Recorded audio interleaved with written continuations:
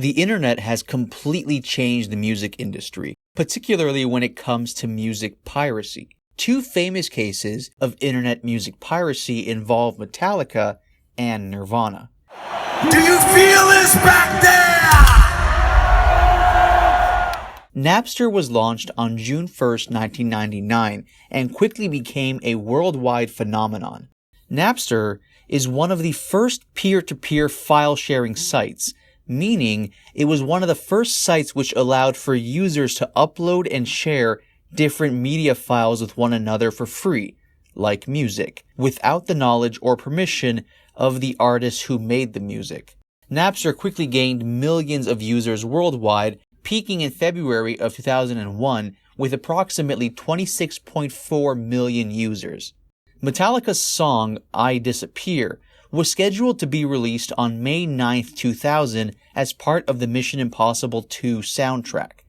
On April 13, 2000, however, Metallica filed a lawsuit against Napster after discovering a demo version of their song I Disappear had been circulating online and that several radio stations across the US had been playing the demo version of I Disappear as a result of it being available on Napster. Lars Ulrich, Metallica's drummer, testified before the US Senate Judiciary Committee on July 11, 2000, accusing Napster of copyright infringement. In March of 2001, Marilyn Hall Patel, the federal district court judge ruling over the case, ruled the case in Metallica's favor, effectively forcing Napster to remove all the copyrighted Metallica material from their website. As was the case with Metallica and I Disappear, Nirvana also had a situation where one of their unreleased songs ended up online. Nirvana's final recording session took place on January 30th, 1994 in Seattle with producer Adam Casper. During this session, Nirvana recorded a studio version of their song You Know You're Right. The song remained officially unreleased for nearly 9 years. It was officially released on October 29, 2002, as part of Nirvana's self-titled Best Of record. However, about 2 months prior to the album's official release, an unmastered version of You Know You're Right was leaked online. And just like what happened with Metallica and I Disappear, radio stations began playing the leaked version of You Know You're Right, even after Nirvana's record label sent out cease and desist letters. In this video, I'm going to show you guys a clip from my movie What is Classic Rock, and this is personally one of my favorite clips from the film. In this clip, some of the different artists and music industry people that I interviewed discuss how the internet has changed the music industry and specifically how it's affected rock and roll musicians. So if you guys like this kind of topic, make sure to stick around. And if you want to see the full film, What is Classic Rock, the links are available in the description box below. Everything on this channel, everything that I make is completely original. So if you guys want to support me, if you guys want to see more of this, the best way to do so is simply to subscribe. Thanks for watching, guys. Now here's the clip from my film, What is Classic Rock? Everything sounds so generic. Everyone sounds like everyone. I have this huge fear that music is literally dying. Is it dead? It's dying. So this, we're trying to change it up. Cause I noticed the last couple times we played here, we actually played a lot of the same songs. So we're trying to mix it up a little. This next song is... I don't think there will ever be an era, and I hope I'm wrong, where an Elvis comes, or a Beatles or Stones come, or a power trio like Hendrix or Cream or Zeppelin came, and I called Zeppelin to a power trio because basically 3 musicians and a singer. I mean, the raw power of that, guitar, bass, and drums. 2 guitars, bass, drums, with or without a lead singer, is not the vessel by which popular music is going to resonate to young people en masse over the next 5 years. Could it happen again in 5 years or 10 years? Yeah, it may. If I had to bet, no, I would just say no. It's rock and roll for me. I mean, I got, over 2,500 records on this wall, but I think rock and roll is irrelevant as a music form. Could there be another, huge, world-changing band like the Beatles? I'm not very optimistic about it. I know managers who will not manage rock bands anymore. They don't see a future in it. They see, in the old days, the way it used to work was You get a band, you go get a record deal. The record deal would be worth a couple $100,000. You'd make your commission as a management off that. At one point, there were three major labels. There was Decca and RCA and Columbia. They were the largest of the record labels, but there were literally thousands and thousands of small independent labels. Then we get into the 1960s and we begin to see a period of consolidation where these large labels began buying the smaller ones. Now, it used to be that the record labels had all kinds of control over what music we got to hear. They were the gatekeepers. They listened to all the stuff that they thought would work in the marketplace, and they only let the stuff that they thought would sell through. It was very interesting how it all worked, but without the labels, the bands couldn't have gotten out there. Without the bands, the labels wouldn't have made all that money. Is that the same case now with the internet? No. How has the internet changed everything? We could go around any record label and find stuff out from anywhere. The problem was that there was more music than we could possibly handle. So is that why do you think perhaps there hasn't been that one huge band since basically before the internet boom? The reason we haven't had a huge band blow up is because you needed some kind of consensus. You need people to agree that this is a record that we're going to get behind and support. We're all going to buy it. It's going to be this giant communal love-in for this particular thing. With the internet, that's not possible anymore. The internet, like the interweb, is totally destroyed the whole industry on a lot of areas besides just music. The studios, the bands, you can't sell records anymore. I mean, something needs to change and turn around again where the bands are not being exploited and giving their music away for free, which kind of sucks, you know? It's like you work all these years to get, you know, put out an album, and then your album comes out and you give it away for free, so it's kind of disheartening, you know? Go back to the old days. You talk about the gentleman who created rock and roll, Chuck Berry, Fats Domino, and Little Richard. It wasn't until the British invasion and a lot of these British artists discovered that the men who created rock and roll were all broke. They'd been robbed blind by the record companies, and people like Clapton and Lennon and I think Keith Richards got involved. They actually brought a class action lawsuit in the United States to have those artists paid. Copyright laws took 100 years to develop. The internet blew them right out of the water.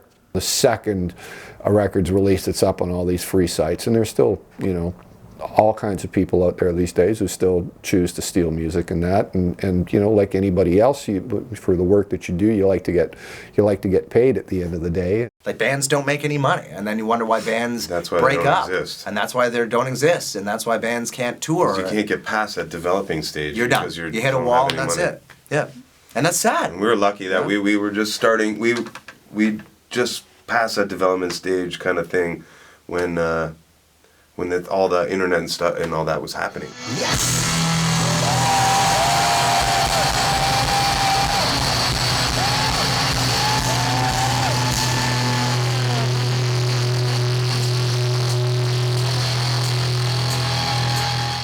The internet and social media has changed the music industry completely. Hey, check out this track. Going on Facebook, I'm listening to this. Going on Twitter, I'm listening to this, or I retweet this, or I'm favoring or liking that. When I was in grade 9, for instance, social media still wasn't that prominent yet. But by the time I had graduated, everyone was using social media by that point. And I think the issue with social media in terms of our perception of what art is that it creates this notion that popularity matters more than the actual substance of the artwork in question. I think there hasn't been that one big band in the last 20 years, thanks to the iPod.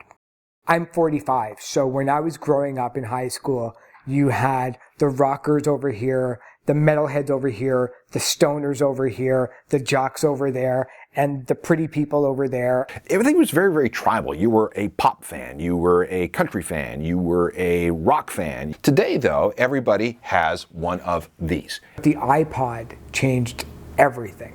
And as a result of having one of these, you can listen to anything you want, anytime you want, anywhere you happen to be. So the structure of I am this person and I only listen to this is lost in a generation. Which I think is really interesting from, you know, it's nice to be ecumenical in your musical tastes, But that idea of music being used as a way to project your identity has gone away to a very large extent.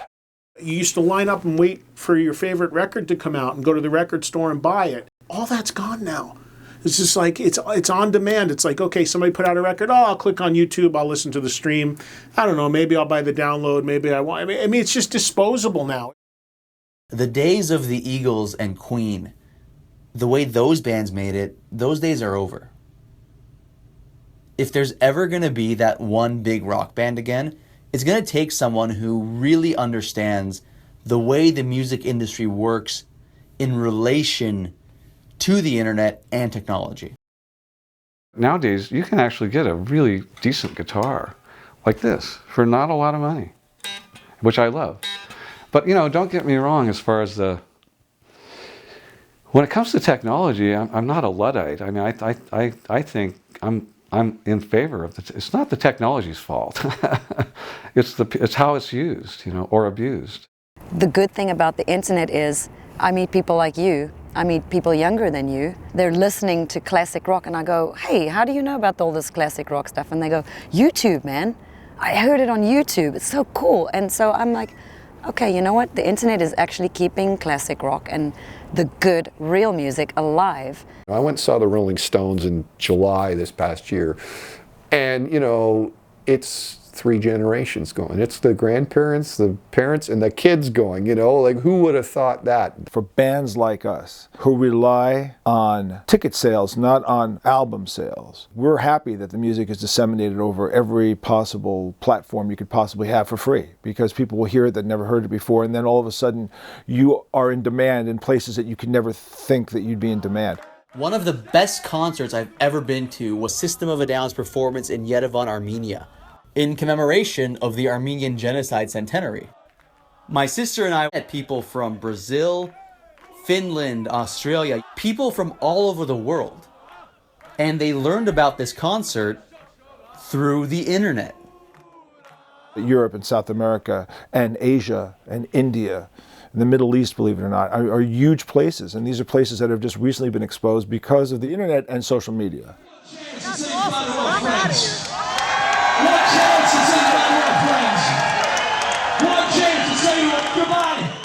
So who's going to be the band that steps up once these veteran artists retire? Can there be that one brand new world-changing rock band? I think anything is possible with rock and roll. That's what makes it so fascinating. The fact that anything can happen. So there could be another Zeppelin or something even better. I really do believe that some new young band out there can change it, can make it a game changer and can do it. But that's going to take a lot. Music drove the culture. Like the rock stars were the rock stars. They were the image makers. So the fans would pay attention to what they were doing because everybody lived for rock and roll and music. The one thing about, you know, classic rock or bands that sound classic rock, I think that they have fantastic fan bases and really, really loyal fans that will continue to support them. It's just a matter of someone realizing, a group of guys realizing that something's wrong in the world today with music, and to go out there and try to make something new that's actually old. Led Zeppelin was Jimmy Page's brainchild. You know, here's this session player who, you know, was kicking ass and everybody was bringing him in, and he said, you know, I'm tired of doing what everybody else wants to do. I want to do what I want to do. So you need somebody that's going to, you know, have that genesis of a thought. I love classic rock, but I also feel that it's so important for fans and for the industry and everybody to also look at what's next. I look at some of the bands right now that I think are really great. I think that Rival Sons are an outstanding band. I think the Temperance Movement, they're fantastic. And Vintage Trouble out of LA. It's up to the people supporting that kind of music and those kind of bands that will make it happen. You know, it'll get to a point where they can't look away. There's definitely, it's going to happen. Who it's going to be and how it's going to sound, I couldn't tell you, because I would have never guessed that Nirvana was going to be that, you know. I'm hoping and praying that there is going to be one of those bands. Whether there is or not, that I don't know. All I can do is hope and pray that there will be. I think we need some new great bands, you know, that are going to knock the Stones off the mantle. You know, I think there were definitely some bands throughout the years and stuff that, you know, made it to the top, got knocked out by another band and moved on and stuff like that. We just need a little bit more of that, you know. I still feel the same as I was speaking earlier, that I do have hope. I really do.